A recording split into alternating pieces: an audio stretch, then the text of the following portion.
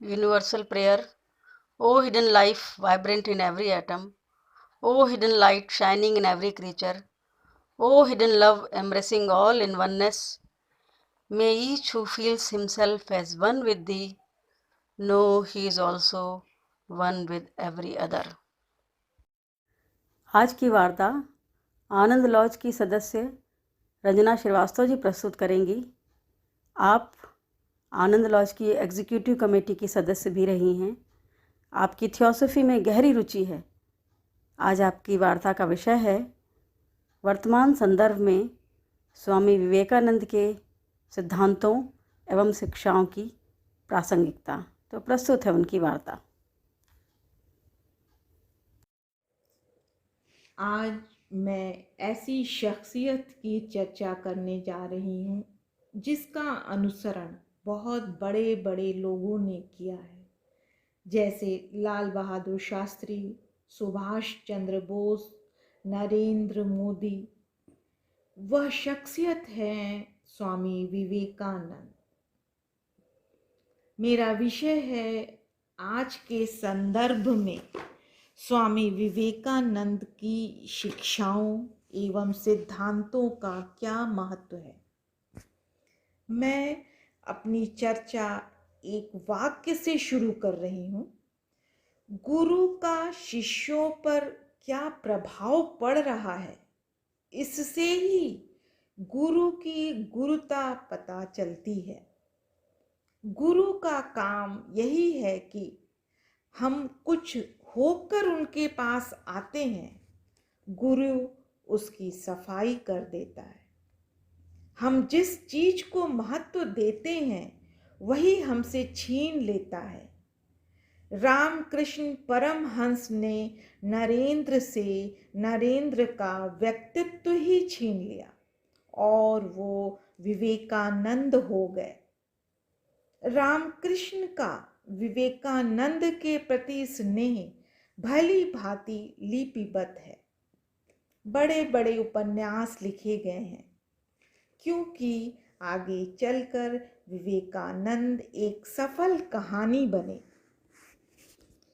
इसका तात्पर्य यह नहीं लगाना चाहिए कि रामकृष्ण की करुणा अन्य शिष्यों के साथ भेद करती थी। भारत आध्यात्म की राजधानी है। भारत सदा से आध्यात्मिक रहा है। असंख्य गुरुओं की परंपरा रही है। धर्म और भक्ति से संबंधित उच्चतम कोटि के साहित्य लिखे गए हैं। किंतु अब प्रश्न उठता है, भारत में इतने आध्यात्म के बावजूद इतनी दुर्दशा क्यों थी। जमीनी स्तर पर भारत की हालत खस्ता ही देखने को मिलती थी। 150-200 साल का इतिहास देखें तो ऐसा लगने लगा था कि शक्ति भारत से विलुप्त हो रही है। अंग्रेजों के कई उदाहरण ऐसे मिलते हैं जो सोचने को मजबूर कर देते हैं। एक जगह रॉबर्ट क्लाइव लिखते हैं कि जब 1700 में हम लोग भारत में विजय का जश्न मना रहे थे तो भारतीय जनता ताली बजा रही थी। यदि वे उसी समय हम पर पत्थर मारे होते तो हम भाग जाते, क्योंकि हम मात्र 3000 थे। ये तो मात्र एक उदाहरण है। ऐसे अनेक उदाहरणों से इतिहास भरा पड़ा है। इसलिए आज आप अक्सर ये लाइन सुनते होंगे कि ये तब का भारत नहीं है, ये आज का भारत है। आंख से आंख मिलाकर बात करना जानता है।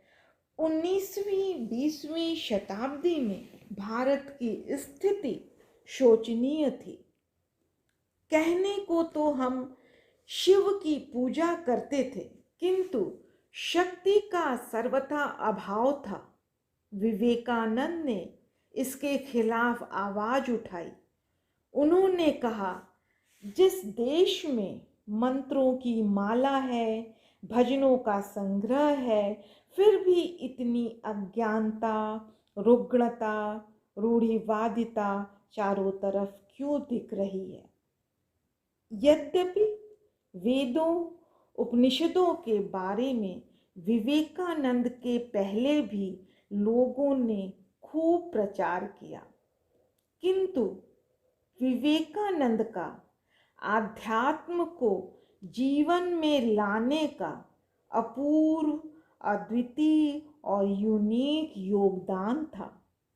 उन्होंने वेदांत दर्शन को खूब प्रचारित किया, ज्ञान मार्ग, भक्ति मार्ग, कर्म योग की भी खूब व्याख्या की, किंतु उनकी विशेषता शब्द और व्यवहारिक जीवन के बीच की खाई को पाटने में थी।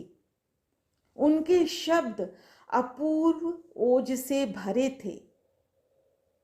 उन्होंने कहा, बल ही जीवन है, दुर्बलता ही मृत्यु है।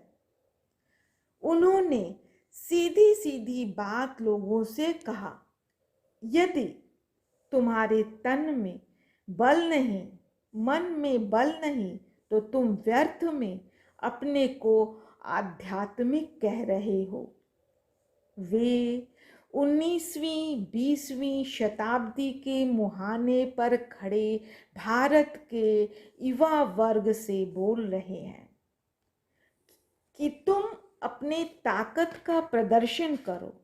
उनका ऐसा मानना था कि युवा वर्ग को प्रतिस्पर्धा, प्रतियोगिता, चुनौतियां स्वीकार करने की जरूरत है। इसलिए उन्होंने युवाओं को शक्ति सामर्थ्य की वृद्धि के लिए प्रेरित किया। उन्होंने कहा, युवाओं को व्यायाम की जरूरत है, उन्हें खेलने की जरूरत है। स्वामी विवेकानंद का कर्मण्येवाधिकारस्ते सर्वदा ध्येय पाथे बना रहा। उनका मानना था कि कृष्ण भी बहादुरों को ही उपदेश देते थे। वो तो कहते थे लड़ जाओ, दुर्बल क्या लड़ेगा। विवेकानंद भी हमेशा यही कहते थे कि हमारे हाथ में सेवा ही संभव है, राहत देने वाला तो परमेश्वर है। वे युवकों को निर्विकार भाव से सेवा करने के लिए प्रेरित करते थे। विवेकानंद ने एक क्रांतिकारी बात कही कि आध्यात्म परलोक की बात नहीं है, वो जमीन की है। ऐसा उन्होंने इसलिए कहा कि एक प्रचलित मान्यता थी कि आध्यात्म एकांत में बैठकर ध्यान लगाने का काम होता है, किंतु विवेकानंद इसके विरुद्ध थे।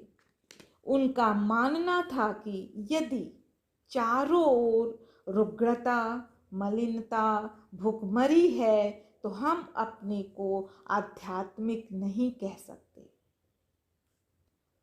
उन दिनों एक के बाद एक दुर्भिक्ष अकालों की श्रृंखला चल रही थी। परतंत्रता के कारण हमारा शोषण हो रहा था। ऐसे में युवाओं से कहा, बिना समाज सेवा के कोई आध्यात्म नहीं। उन्होंने श्रम का अनुपम आदर्श प्रस्तुत करने को कहा। उनका मानना था कि नर की सेवा ही नारायण की सेवा है और वे स्वयं को सदा आगे रखते थे। उनका ऐसा कहना था कि समाज से हटकर कोई साधना नहीं होती। आध्यात्म के नाम पर दुनिया से कदम खींच लेना उचित नहीं। स्वामी जी ज्ञान अर्जित करने के लिए भी प्रेरित करते थे। उनकी स्वयं की अंग्रेजी की दक्षता ऊंचे दर्जे की थी और उनके समय ही एक बहुत मौलिक परिवर्तन हुआ और इसीलिए एक सन्यासी को भारत का प्रतिनिधि बनाकर भेजा गया था। ये भी एक प्रकार का क्रांतिकारी परिवर्तन ही कहा जाएगा।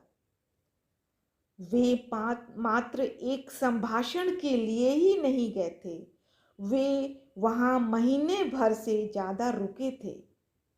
फिर वे यूरोप भी गए थे और वहाँ अपनी बातों को इतनी स्पष्टता और सशक्तता के साथ रखा कि वहाँ के लोग उनकी मुरीद बन गए।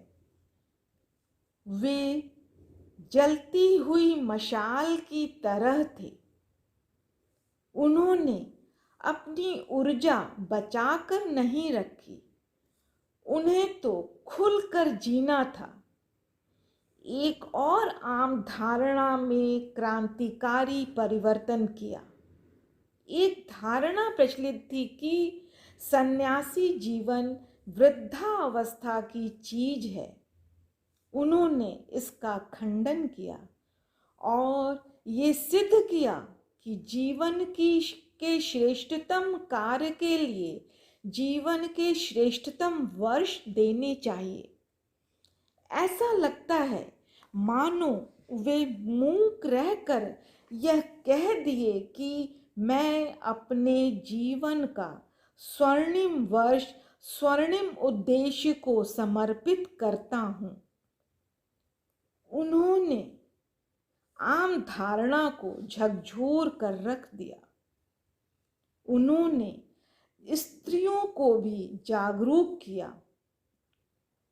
उन्होंने उनकी मुक्ति सामाजिक जागृति के लिए महिलाओं से आग्रह किया कि अपना जीवन बदलना है तो बाहर निकलो, दुनिया के बदलने में योगदान दो।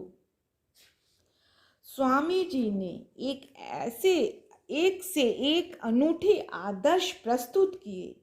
लोगों का मानना है कि यह शरीर मिट्टी का है, मिट्टी में मिल जाएगा।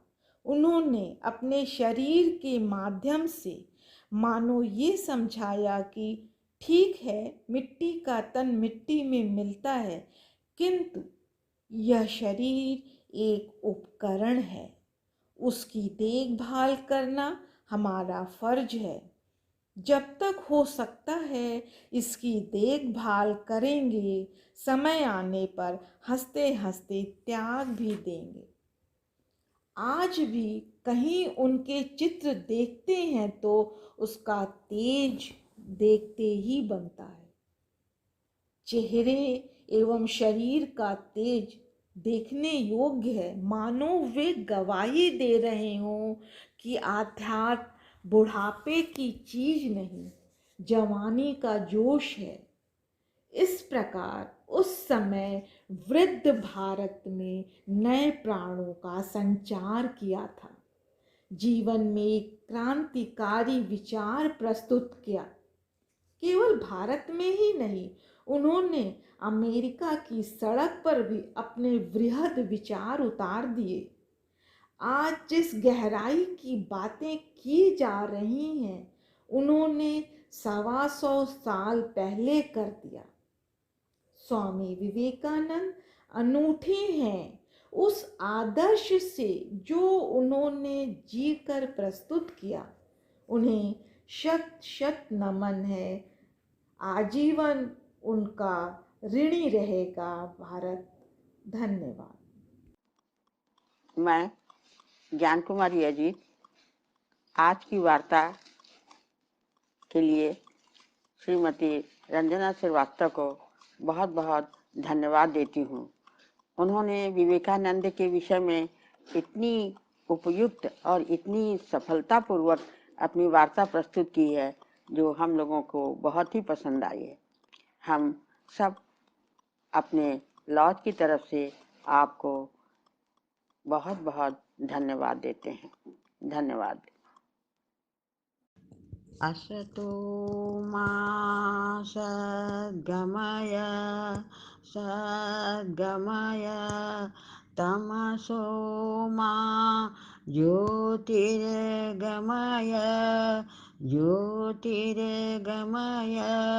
मृत्योर्मा अमृतं गमय अमृतं गमय अमृतं गमय।